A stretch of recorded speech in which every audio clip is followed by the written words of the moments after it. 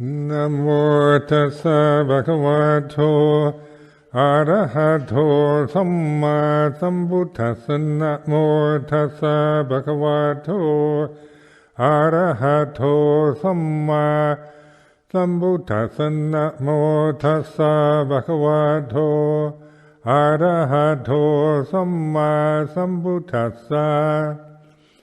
Aparuta de sangamata satavara ye sodavanta bamunchantu satang.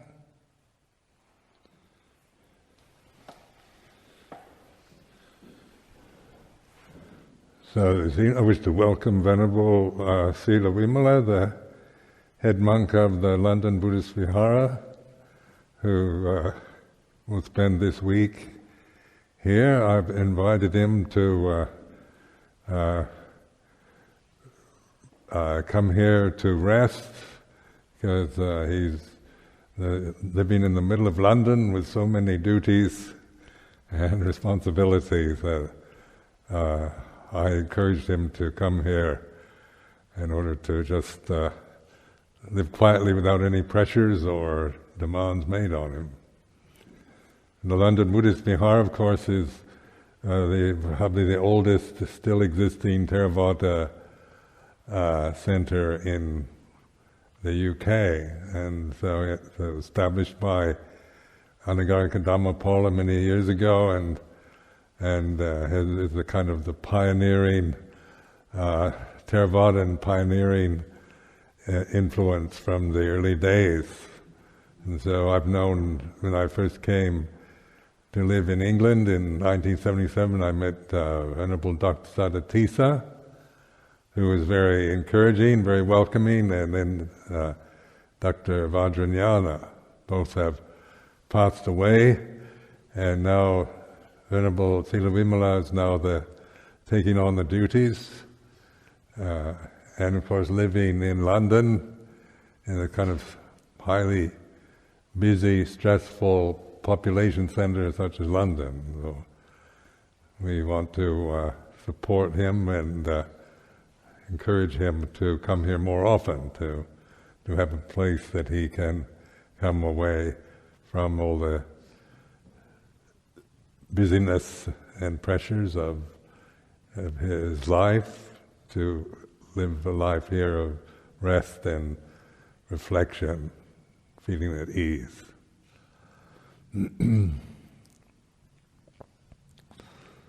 So it's being head of a monastery is just very nature. There's a lot of, it's a position where there's a lot of pressures and expectations from others, and also the way one holds these positions we can create stress for ourselves, and then we also are the center and the focus for everyone else's views, opinions, expectations, criticisms, and so forth.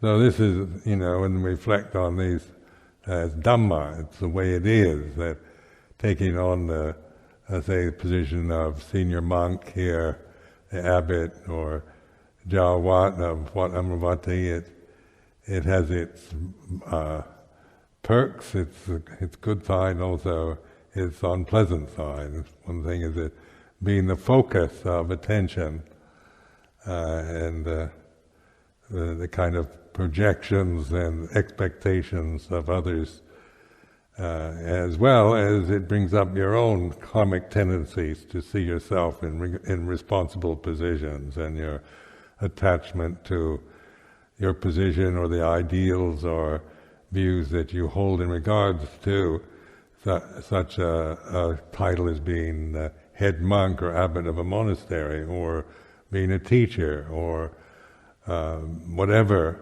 position you might have. And that's where mindfulness is the only way we can deal with the worldly conditions we're experiencing, because when we try to manipulate our lives to only get what we want and continually kind of live a life trying to live on our own terms, then of course that's not it either. It's learning how to use what we have in a skillful way, whatever way we are, and in terms of personal abilities or qualities or whatever, how to use them with this practice of awakening to Dhamma, rather than affirming positions, developing this sense of a separate self and one's importance, or even one's view about not being important. Still the same thing. Whether you think yourself terribly important or not important at all is still self-view. So how it is, when one operates from that level of the self, if this is the ego or the sakkaya ditthi, if this is our modus operandi, what we come from, then it does. It creates it's an endless, stressful experience being a personality, being somebody, whatever it might be. So in the last I gave a talk on the 3 kilesas that obstruct enlightenment, and of course mana is the sense of I'm superior, or I'm the same as, or I'm not as good as. So this is just to keep this in mind, that however you see yourself, in this terms of your physical appearance, your position in the Sangha, whether you're a lay person, male or female, monk or nun, novice, if these become just forms of sakkaya ditthi, then it will always stay in that realm. We'll always feel suffering and dissatisfaction, and the result of that, of course, is dukkha, and then we suffer. We live in the realm of suffering. So even being a senior monk, the head monk, being a respected monk or a famous monk or whatever, that's not the answer. That's still suffering. If it's grasped, it's not the end of suffering. Where in the worldly values, it's all about, like coming from my American background, the ultimate expression of success is becoming President of the United States. And we can see what a terrible position that is, in the sense of having power and prestige, but also being in the focus for all kinds of projections, worldwide, internationally. Violent views, opinions, prejudices, and that arise in the mind. Where power, when one is in a powerful position or seemingly powerful position, then creates suspicion or fear. But what we can do is observe, be the observer. And so, like this reference to Buddho, to Buddha, Bhutang Saranang Gacchami, is this. That's why we take these refuges in Buddha Dhamma Sangha, because that is a skillful means we have in this tradition to really reflect. A refuge is a safe place, and it's always about being here and now, awakened. It's not about finding a place on the planet or some ideal situation where you personally feel safe.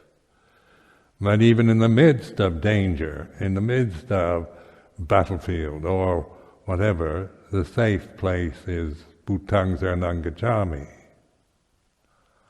Now this is a way of reflecting. What does that mean in a practical way? That it's not just some kind of abstract ideal of a refuge in something called Buddha.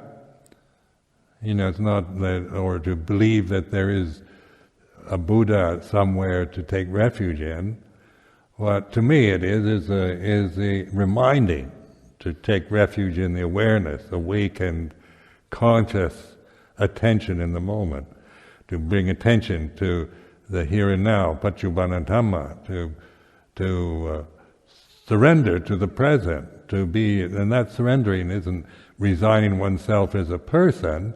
It's totally accepting the present moment for what it is, whether it's in the midst of a stressful situation or in a peaceful place, whether you're healthy or sickly or whatever. The conditions are changing, and they depend on other conditions. So you can't sustain peace from the conditioned level.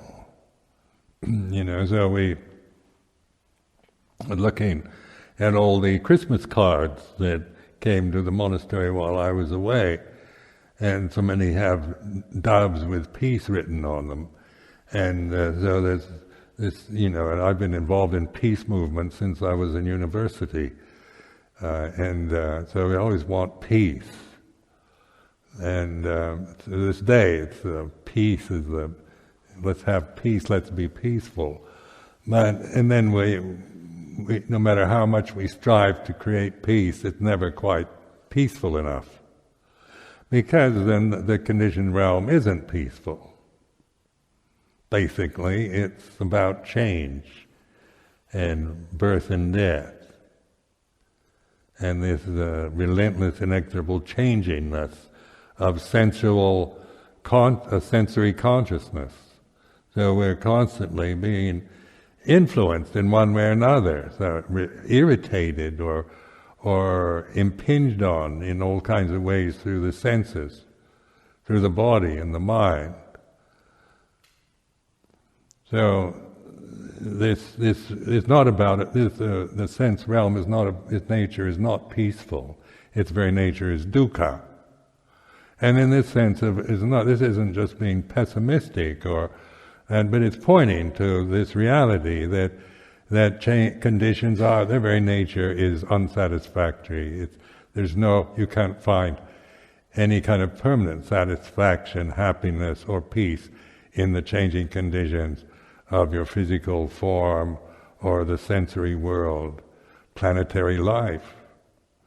Just listening to the news today about the island paradise of Madeira has had its terrible floods with mudslides and about 40 people killed just in the past couple of days through torrential rainstorms. And yet my perception of Madeira is this island paradise in the Atlantic Ocean, where you go to find peace and be free from stress, from the stress of pressures of London or family life, where you go to sit on a white sand beach under palm trees and drink mint juleps or something.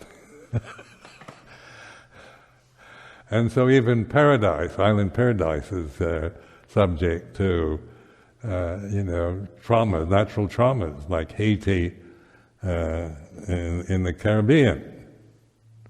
That wretched country seems to have terrible karma of strife and corruption and poverty and misery and terrible rulers and whatnot. And yet it's supposed to be a very beautiful place,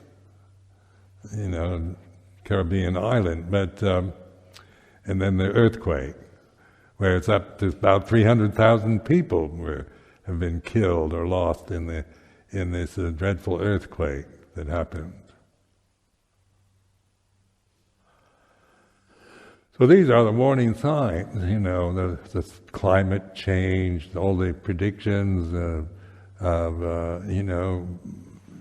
doom, destruction, death, decay, and so forth are haunting the human condition, because the nature of this realm is it's not meant to be a kind of permanent refuge of safety and happiness.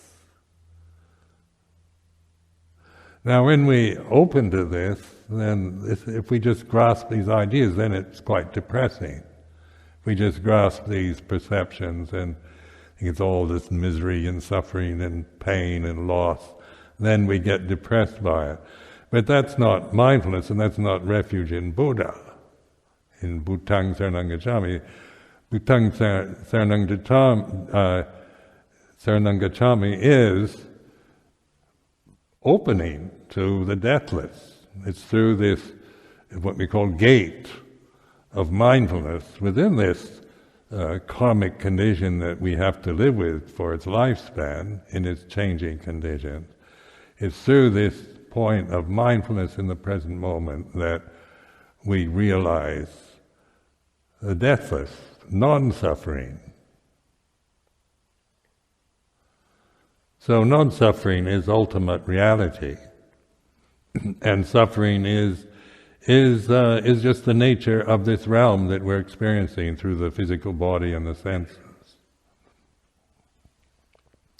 Now we all know we're going to die, so then this is very important to reflect on this fact that even though even the most materialistic, unreligious person on the planet knows they're going to die. This is fact of life. Except maybe we don't want to die. We're very attached to life, and death might be a perception that frightens us because we don't know what happens when we die. We have all kinds of stories, about going to heaven, hell, or oblivion, or being reborn. And so we can be scared. If I've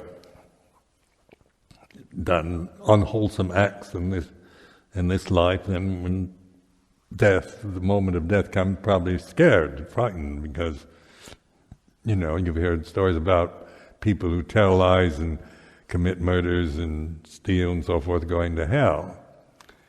And you could make it really horrible, like eternal hell, forever suffering, unmitigated, terrible pain forever, is probably the worst possible thing you can think of, of having to spend eternity in hell. And then there's also the desire, to find happiness, permanent happiness in a heavenly realm, where everything is pleasant and everybody's nice, and everybody's happy forevermore. So this, like in Vipassana or Satipatthana, these kind of teachings are investigating.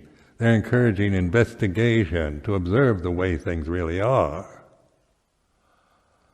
The Four Noble Truths and all these teachings of the Buddha are about investigating, to not telling you how things should be, but how things really are. And then you're investigating from the point of your conscious moment, from this point here, where the physical posture you're in right now, and observing just the pressure of sitting, or the sense of being relaxed or stressed or whatever through the body, through the posture, sitting, standing, walking, lying down, bringing attention just to the function of breathing of your own body, so that you're establishing awareness around the conditions that are happening at this very moment, that are quite obvious, isn't it? The physical body is an obvious thing that we have to live with, our own bodies, in whatever posture they happen to be in, until they die. And then the breathing, the body's breathing. When it stops breathing, that means you're dead. Your body's dead anyway. So this breathing and posture is now observed, not compared with ideal postures or some form of ideal breathing, but just learning to connect to the present moment through the reality of the physical body as it is in the present, and the breathing.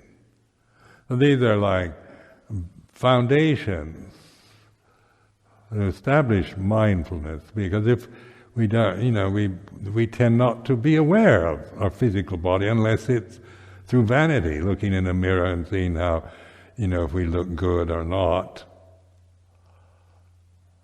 That's not being aware of your physical body.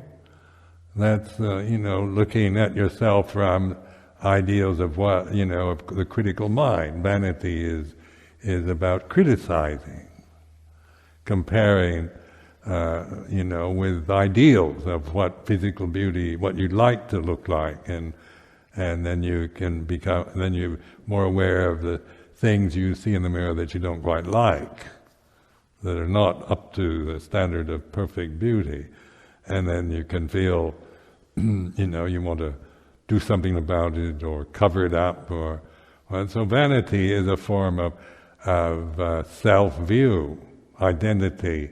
I am, my nature is is my appearance, physical appearance. Then, and that's suffering. Vanity is not a pleasant mental state to cultivate. Because, as we inevitably get older, we might reach a kind of peak of physical beauty at a certain age, but by the time you're 30, it all starts falling off anyway, no matter how beautiful you might be. and that can be trauma if your whole sense of your value is about looking young and beautiful. But with awareness in Bhutang Saranang Gacchami,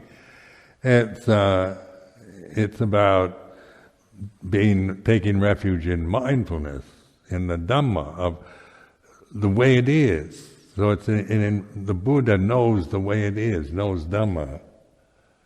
And Sangha, those who practice in the right way. Supatipanno, ujupatipanno. It means practicing, investigating, doing it here and now, in the proper way, in the right way.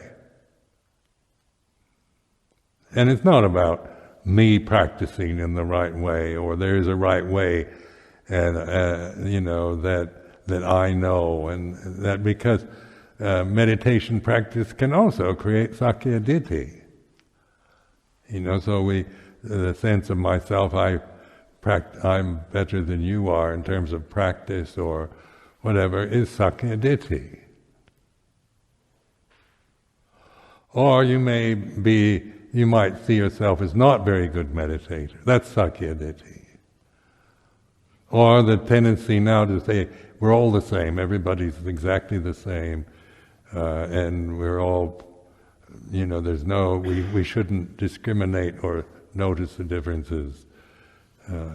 Everything should be exactly, we're all the same, which is another form of Sakya Ditti.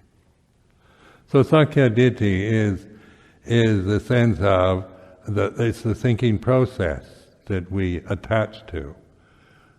The ideas, the values, the principles, the standards, the fears, the expectations that we cling to. And some of them are very high, very altruistic, beautiful. Others are very negative, very critical, not, very low.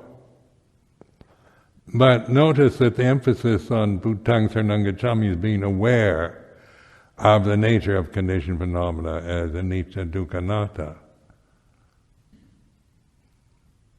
Because this we can actually witness to in the present, because at this moment, whatever, your posture, your breath, your mood, is in this, when you really awaken, you're observing its changingness. It has no permanency. So awareness is aware of this realm that we're experiencing through our physical body and through the senses, observing its changingness, being the one observing change rather than the condition changing. When we don't know this, then we take refuge in ideals we might have of how we should be or life should be or whatever. Then we're caught in ideals that you'll never be able to attain. Ideals are, are lifeless. They have no, they're beautiful, but they have no feelings. They don't have to experience feelings. And so we can live, try to make life an ideal, but we're actually having to live in the realm of feeling. Because this realm, the sense realm, is a feeling realm. It's not an ideal realm. It's not fixed in its perfect form. No matter how beautiful the form might be, it's changing.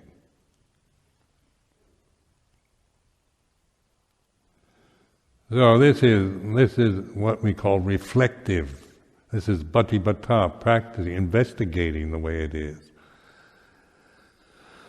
So and to really awaken to Dhamma means that it's that this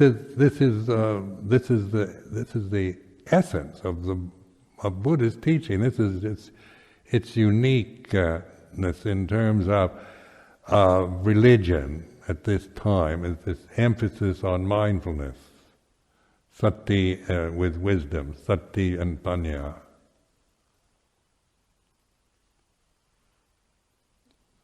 And then the human karma that we have is, as this, we chant this, is a teaching for gods and humans. So I can't very well identify with the gods, but I certainly can recognize the human karma I experience. And that human karma is having a physical body like this that's conscious and that has the ability to reflect on the present moment. It's not that has this willingness to awaken to the present and recognizing the value of this and the opportunity that we have for recognizing the deathless reality.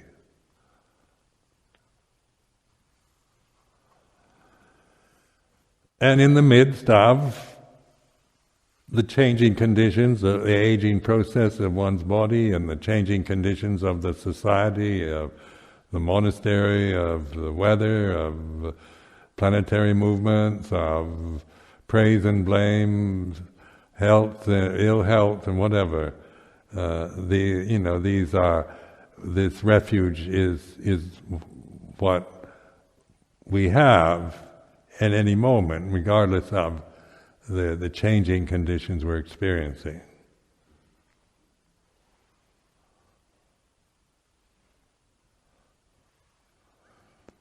So it is that's why I do emphasize this taking these things like Bhutang, Saranang, Gacchami, the three refuges, and really making them work for you. We can just chant it like it's part of Theravada ceremony. So they ask for the refuges and the precepts can be just perfunctory ceremonial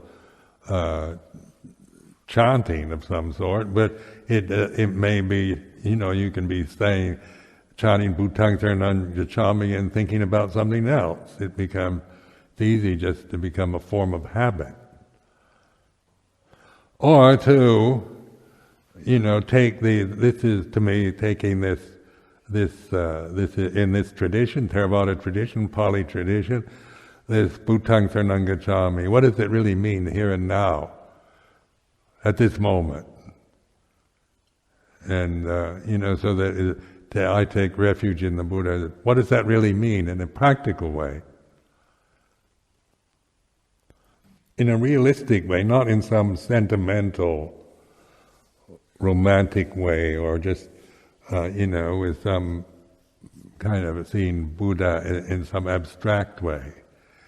But Buddha is awakened consciousness itself, not some force outside or some sage that lived in India 2,500 years ago. It's about awakened consciousness here and now. And it is word, it's Pali language, it's not a living language. But it is, it's not meant to be some kind of scientific, to prove it that there is Buddha in the universe through empirical science or modern attitudes toward science. But it's one of the skillful means we have in this tradition, how to use it for mindfulness. How to use the teachings in this tradition for mindfulness. Your position in the Sangha, your, whatever it might be, junior, senior, whatever, is how to use it for mindfulness rather than for worldly values or the ego, being attached to it on the ego level or the mana level.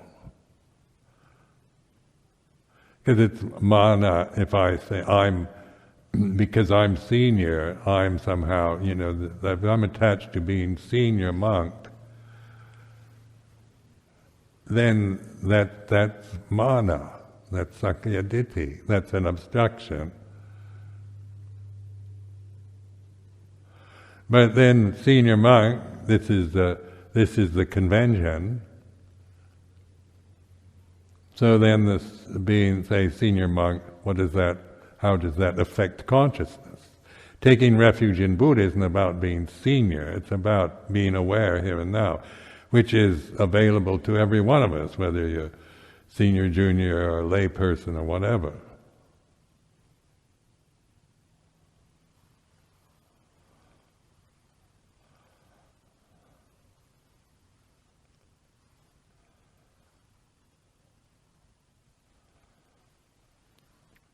So this is, then Sanghang Saranang Gacchami. Now, Sangha it's not individual, it's not about taking refuge, it's not like taking refuge in an individual teacher or in anything separative. It's, and it's not to support the idea of me as a separate being, a separate person. It's supatipanno, those who practice in the right way, those who are practicing, putting it into practice. So it's not about, the monastic Sangha is a conventional form of Sangha to remind us of Sangha, but just because we're samanas, monks or nuns, doesn't mean we're really Sangha. We can be full of our ditthi, our sense of mana ditthi and views and opinions, and we're kind of a conventional Sangha, but not, that's not, it can still be grasped from vanity, from mana and ditthi, rather than let go of. And then we're taking refuge in Sangha, in supatipanno, ujupatipanno, yaya patipanno, samiji patipanno. So this word patipanno means practicing or doing it, being mindful, reminding, using everything. Like some people say Theravada Buddhism is an old-fashioned form that we should update or change. Some kind of ancient thing out of India that hasn't quite up to date with modern values, or that you can see it as a kind of dead convention. Well, all conventions are dead. They're just, it's up to us to bring them to life. Being a Sangha isn't about me in a personal way, but it's being aware, being awake, using the convention we have, putting our, awareness into this convention to use it for liberation, not for personal attainment or personal identity. Or people criticize it and say they don't like this convention, and so that it's wrong or something wrong with it. Because the critical mind, you can judge various conventions through various positions, attitudes about right and wrong. But in terms of awareness, the main point of it is awakening the individual to Dhamma, to reality. And that's its purpose. In itself, it can be just an empty conventional form, a ceremonial form, an ancient tradition, and so forth, and we might see it in comparing it with modern values. Or maybe ancient traditions are the carriers of wisdom. When we try to discard tradition and ancient, wisdom teachings and so forth, we, throw the baby out with the bathwater oftentimes. Because the conceit is that somehow we're more advanced than they were then, or humanity has advanced to a higher level than it was in ancient India. And these are the conceits of modern life. We can see, we can think that we're much more advanced, more democratic, human rights, and all this are certainly more advanced than they were probably in ancient India. I don't know, is the thing. But still, the basic human problems of ignorance and suffering are just as much present now in modern democratic societies as no doubt they were in ancient Indian ones. So this is the dukkha that isn't about governments or oppressive social systems or anything like that. It's about dukkha that we all experience, even in the most privileged positions, in the most benevolent of societies.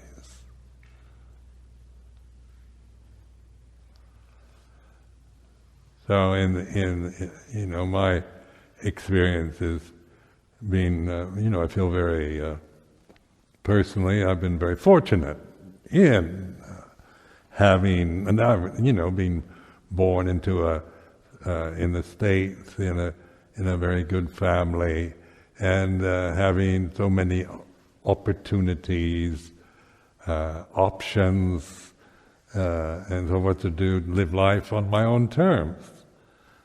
And still, even when I, before I became a monk, living life on my own terms didn't lead to happiness. It had momentary occasions of happiness, but nothing sustainable. And so, the suffering was still very obvious, even in the midst of all kinds of good conditions. And so it became apparent to me in my last years as a layperson who was living I've told you many times, living in Sabah in Borneo, where I lived this idyllic life, in a tropical paradise.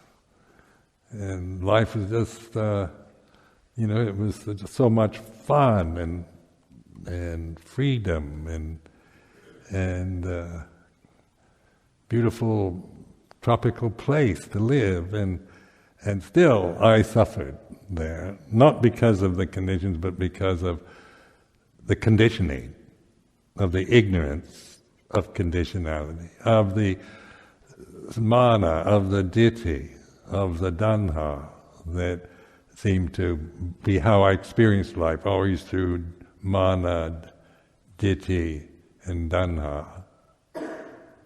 or the self-view and desire.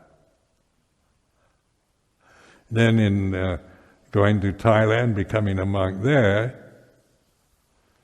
living in the restrictive forms of Vinaya, as taught in the Thai forest tradition in the northeast Thailand.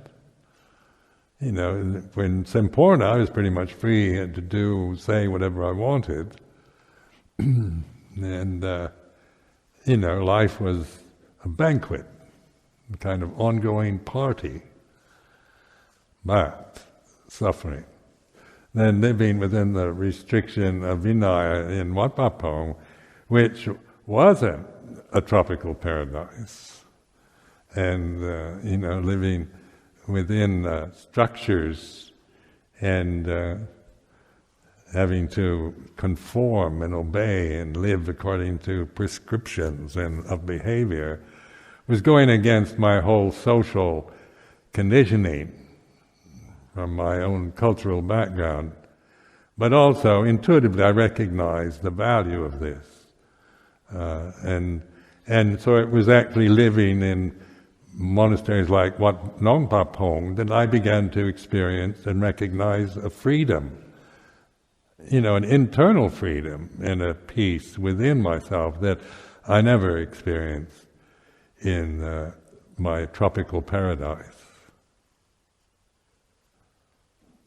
So now, as you all know, I'm going to retire after this vasa, giving up my duties, and of course this is a very joyful feeling of letting go of this, having this position, because you might assume that I really like being in this position, but sometimes I like, sometimes I can't stand it, it changes.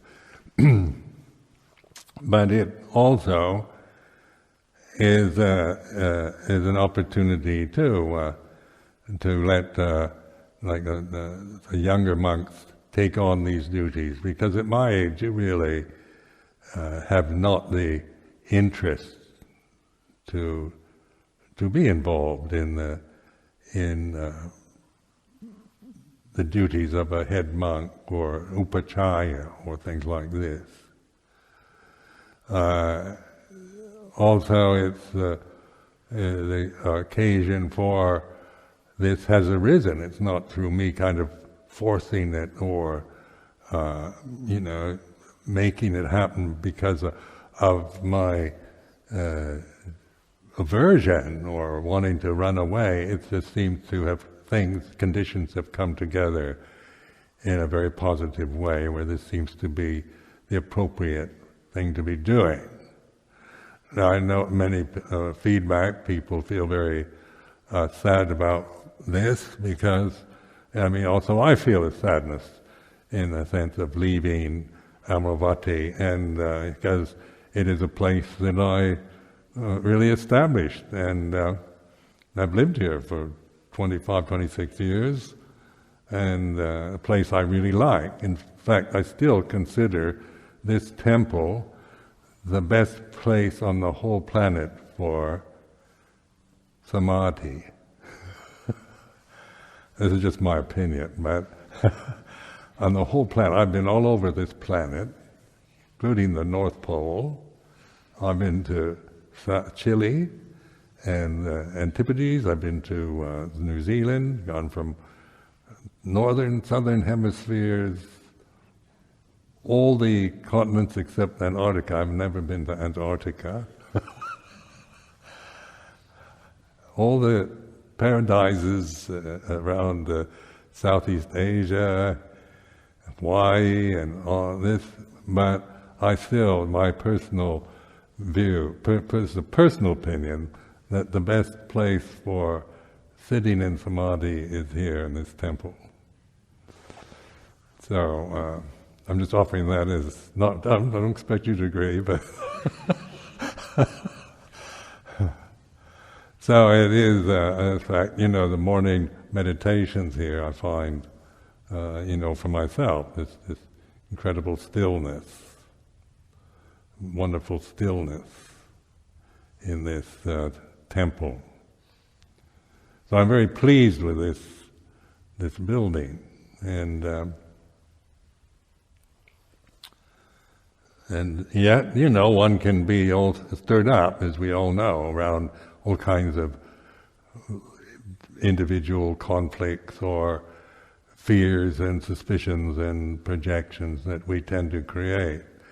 Even in the most, harmonious societies, there's always this ability to suspect or to fear, because this realm is uncertain, its nature is changing.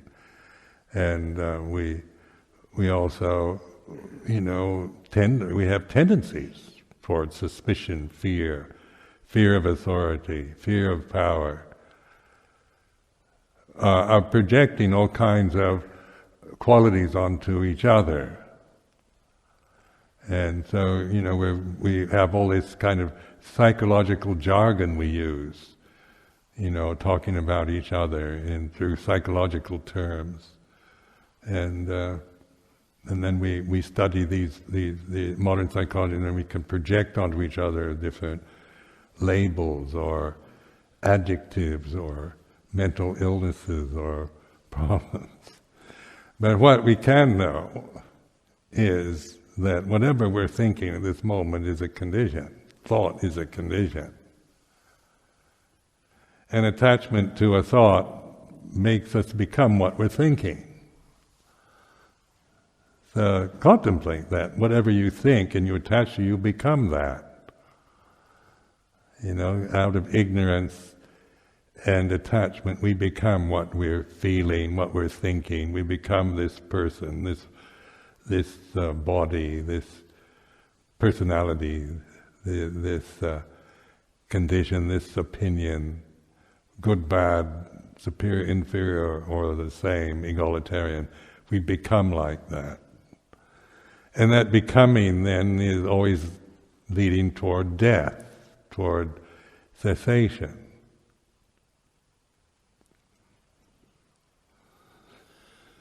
So this is where these Dhamma teachings are for, investigating. And you can't, when you're looking for the deathless through grasping the concept, when you grasp the concept of nibbana, or anatta, or the deathless, or the unconditioned, and then you try to find it, you don't know what you're doing.